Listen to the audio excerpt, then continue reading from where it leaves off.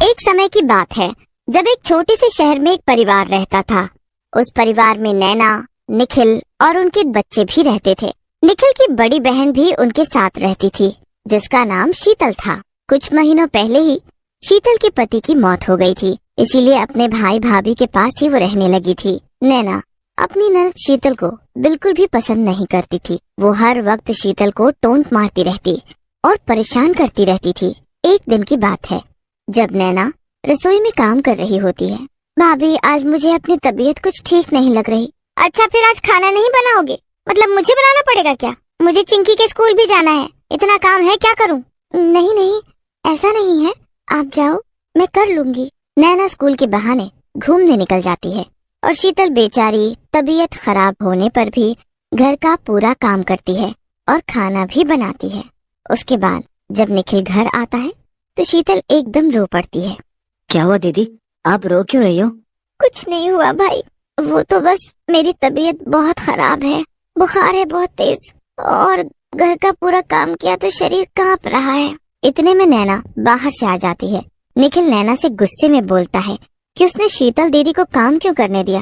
हे भगवान, मुझे तो पता भी नहीं इनकी तबीयत खराब है, और मैंने तो इनको कुछ काम करने को भी नहीं बोला।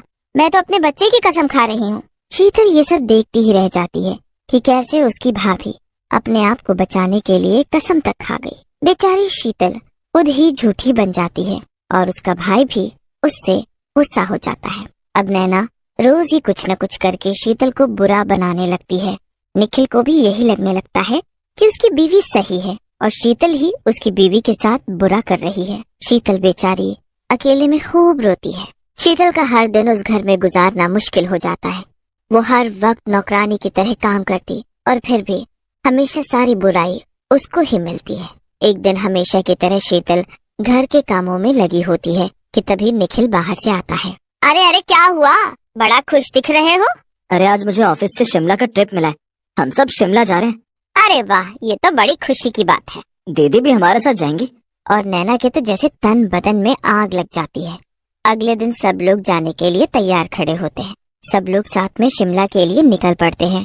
पूरे रास्ते नैना का मुंह सड़ा रहता है। शीतल पूरे रास्ते चिंकी के साथ मस्ती करते हुए जाती है। ये सब देखकर निखिल बड़ा ही खुश होता है। पूरा दिन ड्राइव करने के बाद वो लोग शिमला पहुंच जाते हैं और वहाँ एक होटल में रुकते हैं। चलो आज तो रात काफी हो गई है, तो सब सो जाते हैं, कल सब घूमने के लिए निकल पड़ेंगे। सब लोग उस रात सो जाते हैं। निखिल और नैना एक कमरे में सोते हैं और दूसरे कमरे में शीतल और चिंकी सो जाते हैं। सब इतना थक चुके होते हैं कि गहरी नींद में सो जाते हैं, पर शीतल को नई जगह नींद नहीं आ रही होती। वो करवट बदलती रहती है। शीतल को वैसे ही नींद नहीं आ रही होती और फिर तभी उसे किसी के रोने की आवाज आती है। अरे, इतनी रात में ये किस औरत के रोने की आवाज आ रही है? शीतल उठकर जाकर देखती है तो वो खिड़की से झांकती है। होटल के बाहर पेड़ के नीचे एक औरत बैठी ठंड से ठिठुर रही होती है और रो रही होती है। हे भगवान, ये औरत इतनी ठंड में यहाँ क्या कर रही है? ऐसी बर्फ में तो ये मर जाएगी। शीतल जल्दी से कंबल उठाती है और नीचे जाती है। शीतल को कुछ अजीब सा महसूस होता है, पर वो आगे बढ़ती जाती है।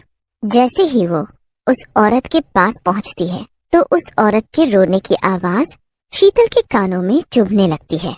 वो घबरा जाती है। आप कौन हो? यहाँ इतनी ठंड में क्यों बैठी हो और ऐसे क्यों रो रही हो? शीतल इतना कहती है कि वो औरत तुरंत पीछे मुड़ती है।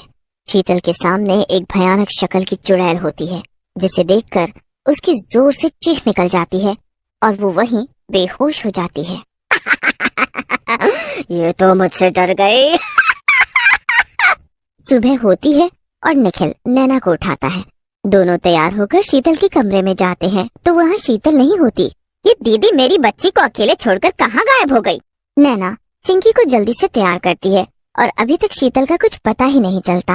अब सब लोग परेशान होने लगते हैं कि शीतल गई तो कहाँ गई, और ले आओ अपनी दीदी को, उन्होंने तो सबको परेशान कर दिया है। नैना इतना बोलती ही है कि तभी सामने से शीतल आ खड़ी होती है। शीतल के चेहरे पर कोई मुस्कुराहट नहीं होती और न पहले जैसा डर।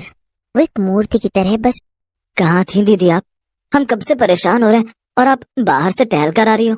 सच में आपने तो सबको दुखी ही कर दिया है।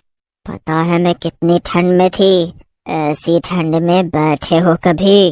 अरे ये दीदी कैसी अजीब बात कर रही हैं, और इनकी आवाज को क्या हुआ है? सब लोग घूमने के लिए निकल पड़ते हैं, पर शीतल एक कोने में बैठी रहती है। वो न किसी से बात करती है और ना एंजॉय करती है। 3 दिन वो ऐसे ही निकाल देती है। उसके बाद सब अपने घर वापस आ जाते हैं। शिमला का ट्रिप था तो बड़ा मजेदार। हाँ सच में, पर दीदी का समझ नहीं आया। जाते टाइम इतनी खुश थी पर अगले ही दिन से अजीब हो गई थी। वो तो हमेशा से ही अजीब लगती है। सब लोग उस दिन बड़े थक जाते हैं और आराम करते हैं। शीतल अकेली रसोई में खड़ी होती है। नैना जब पानी पीने रात को रसोई में जाती है तो ऐसे शीतल को वहाँ खड़े देखकर हैरान होती है। दीदी दीदी आप यहाँ क्यों खड़े हो? नैना की बात पर शीतल कोई जवाब नहीं देती। इससे नैना को उन पर गुस्सा आ जाता है। नैना गुस्से में शीतल का हाथ पकड़ती है। हाथ पकड़ते ही नैना की हालत खराब हो जाती है। शीतल का हाथ बर्फ की तरह ठंडा होता है, एकदम ठंडा। उसके बाद शीतल जैसे ही नैना को मुड़कर देखती है तो नैना की हालत खराब हो जाती है। शीतल एक चुड़ैल के रूप में नैना के सामने खड़ी होती है। चुड़ैल! आजा, पकड़ मेरा हाथ। मेरा हाथ पकड़ेगी अब तू? आजा, पकड़ना। चुड़ैल नैना का हाथ पकड़ लेती है और नैना ठंड से कांपने लगती है। मुझे छोड़ दो, मुझे छोड़ दो। निखिल, निखिल, अरे मुझे बचाओ। अरे अरे क्या हुआ? बड़े दिन से देख रही हूँ, जब देखो शीतल के ऊपर चिल्लाती रहती है। अब आई मेरे हत्थे, अब तुझे मुझसे कोई नहीं बचा पाएगा। नैना की चीख सुनकर निखिल जल्दी से आता है तो वहाँ सब कुछ ठीक होता है। निखिल, निखिल, ये दीदी नहीं है, ये चुड़ैल है। चुड़ैल है निखिल, ये चुड़ैल है। ऐसे क्यों बोल रही हो दीदी आप? प्लीज मुझे चुड़ैल मत बोलो दीदी। निखिल मैं सच बोल रही हूँ, जब मैं यहाँ आई तो यहाँ ये अकेले खड़ी थी और ये चुड़ैल है, मैंने खुद देखा। मैं तो पानी लेने आई थी, देखो मेरी पानी की बोतल। तुम इसका हाथ पकड़ कर देखो, बिल्कुल बर्फ है, बर्फ। शीतल खुद ही निखिल का हाथ पकड़ लेती है। क्या सच में मेरा हाथ बर्फ है? निखिल नैना को साथ लेकर जाता है। जाते जाते एक बार नैना पीछे मुड़कर देखती है तो शीतल अजीब तरह से मुस्कुराती है। नैना तो शीतल की मुस्कुराहट से ही घबरा जाती है। अब अगले दिन जब निखिल ऑफिस के लिए और चिंकी स्कूल के लिए निकल जाती है तो बस नैना और शीतल घर में रह जाते हैं। दीदी मेरे सर में बहुत दर्द हो रहा है, मैं आराम कर रही हूँ, आप जरा घर का काम निपटा लो। तेरी नौकर बैठी हूँ मैं, तेरा काम मैं करूँगी। अब ये कैसे बोल रही हो? क्या पहली बार काम कर रही हो मेरा? पता है ना मुझसे पंगा लिया तो क्या होगा? ये भाई बहन का सारा प्यार खत्म कर दूंगी। शीतल अचानक चुड़ैल में बदल जाती है और जोर से नैना का हाथ पकड़कर अपनी तरफ खींचती है। लगता है कल रात की बात भूल गई तू। मुझसे पंगा लेगी ना तो बर्फ की तरह जमा दूंगी, समझे? छोड़ो, छोड़ो मुझे, जल्दी छोड़ो मेरा हाथ। कैसे मेरा हाथ जम जाए?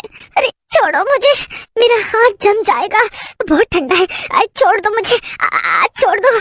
छोड़ दूं तुझे? कैसे छोड़ दूं? अभी तो मैं तुझसे गिन गिन कर बदले लूंगी। कौन सा बदला? अरे मैंने क्या किया है? तूने तो हर पल शीतल को दुखी किया है। तेरी बारी है, तेरी। और मैं शीतल नहीं, एक चुड़ैल हूँ। तेरी इस बात पर कोई यकीन नहीं करेगा। चुड़ैल उस दिन नैना से नौकरों की तरह काम करवाती है। नैना ये बात बार बार निखिल को बताती है पर वो नैना को ही बेवकूफ समझता है। काफी दिन ऐसे ही निकल जाते हैं। चुड़ैल नैना का जीना हराम कर देती है। अब नैना चुड़ैल के डर से एकदम सीधी हो जाती है। फिर एक रात जब सब सो रहे होते हैं तब शीतल के कमरे में 2 औरतों की आवाज आ रही होती है। अंदर शीतल उस चुड़ैल के साथ बैठी होती है। तुम बहुत अच्छी हो। जहाँ इंसान एक दूसरे के दुश्मन बने हुए हैं वहाँ एक चुड़ैल ने मेरी मदद की। मैं तुम्हारा ये एहसान कभी नहीं भूलूंगी। एहसान तो तुमने भी मुझ पर किया था उस रात जब मैं ठंड से तड़प रही थी और तुम मेरे लिए कंबल लाई। अब मैं जा रही हूँ और तुम आराम से यहाँ रहना। और हाँ, कभी भी मेरी जरूरत हो तो बस एक आवाज दे देना। उस रात चुड़ैल वहाँ से चली जाती है और शीतल के शरीर में कभी प्रवेश नहीं करती। नैना भी कभी शीतल को दुखी नहीं करती और सब ठीक हो जाता। अगर आ ही गए हो तो चैनल को सब्सक्राइब कर देना और वीडियो अच्छी लगे तो लाइक और शेयर भी कर देना और बेल आइकन जरूर दबा देना ताकि आपको नए वीडियोस की नोटिफिकेशंस मिलती रहे।